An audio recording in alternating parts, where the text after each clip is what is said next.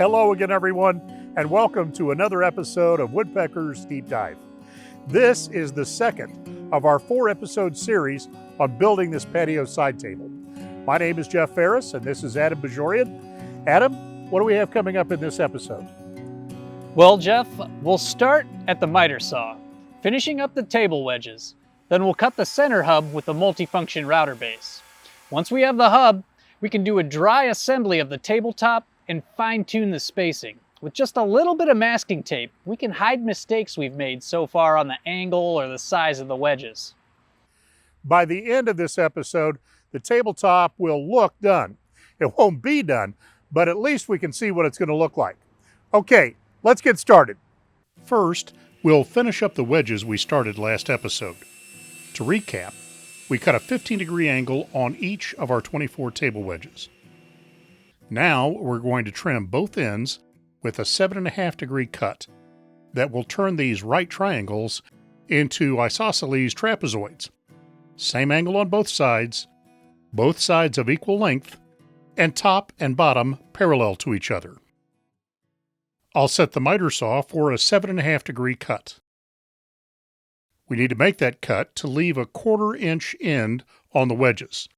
Just to make that a little easier to get right, I've got a bevel gauge set to 7.5 degrees, and I'll slide that down the wedge until we get to a 1/4 inch and mark it.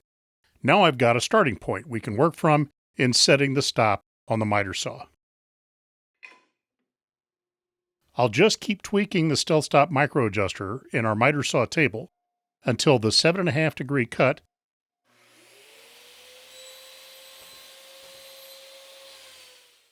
gives me an end that is just barely over a 1/4 inch.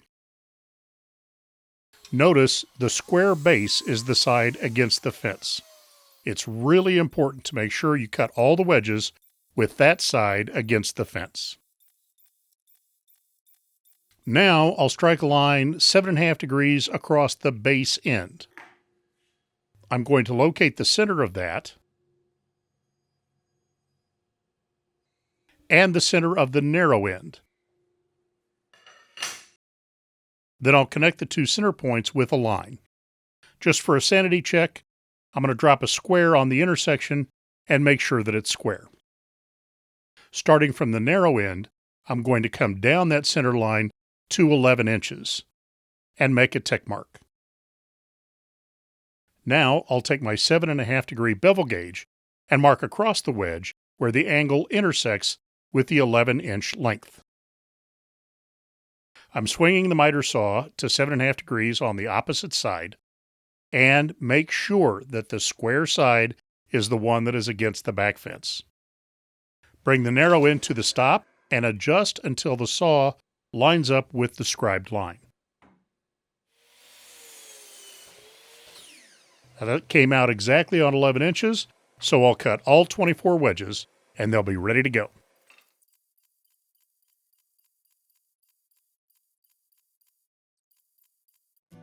In the first episode of this build, I mentioned that cutting the 7.5-degree off the end rather than the second side was more economical than making 2 taper cuts.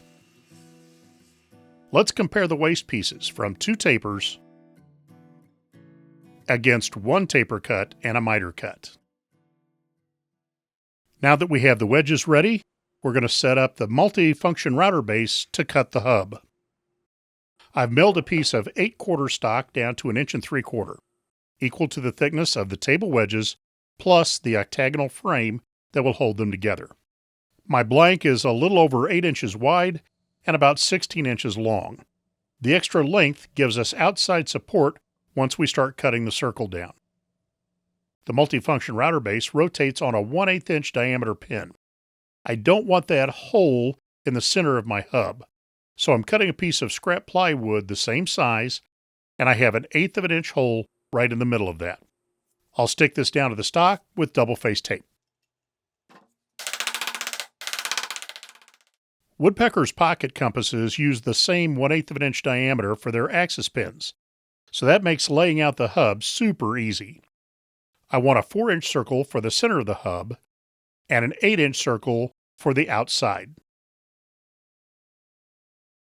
There's a bunch of locations for the axis pin in the MFRB base. I'm starting out with the one closest to the router bit. The pin is deliberately tight in the axis hole. You may need to tap it in with a mallet. I'll get the bit close to the line by sliding it on the guide bars. Then lock them down and dial in the final position with the micro adjuster.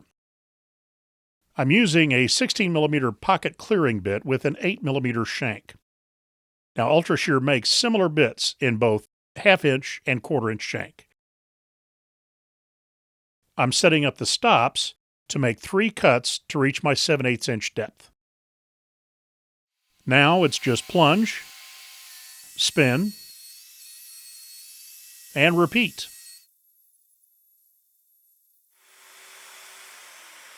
When I get the first circle cut to depth, I'll slide the router out until it just overlaps with the first cut and do it all again.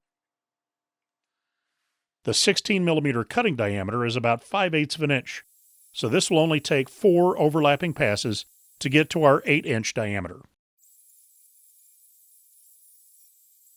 On this last pass, I want to hit my 8-inch diameter right on the money. This is where the micro adjuster on the MFRB really shines. I can just dial in the perfect match between top dead center on the router bit and my pencil line. Make my 3 depth passes,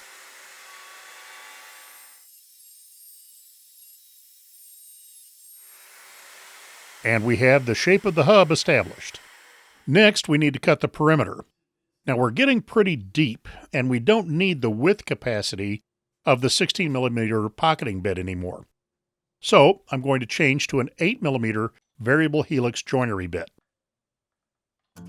UltraShear's variable helix joinery bits are ideally suited for deep cuts. The changing curvature of the spiral cuts gently at the tip, but aggressively removes the shavings. This minimizes chatter on deep reach cuts like mortises and tenons. They're available in several sizes in both 1/2 inch and 1/4 inch shank. And now we also have them in 8mm shank for the Shaper Origin and European routers like this Festool. I'm using the 35mm cut length 8mm bit in my Festool 1010.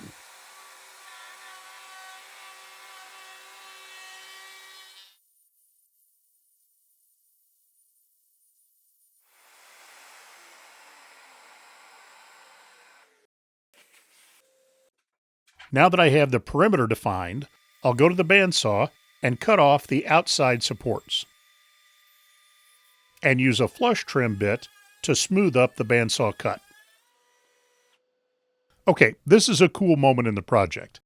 I've cut 24 pieces of 6mm plywood, just a little thinner than the table wedges and about an inch shorter. And 6mm is just a bit under the 1/4 inch that we want between each board. I put the hub down on the workbench, took some offcuts and positioned them around the hub to keep the wedges level. Then I placed the wedges and the spacers alternately around into a circle. I used a piece of bungee cord to provide even pressure around the wedges, forcing them into the hub and against each other. That long piece of bungee cord works out great for projects like this. I just tie an overhand knot joining the 2 ends, and I can make a giant rubber band any size I want.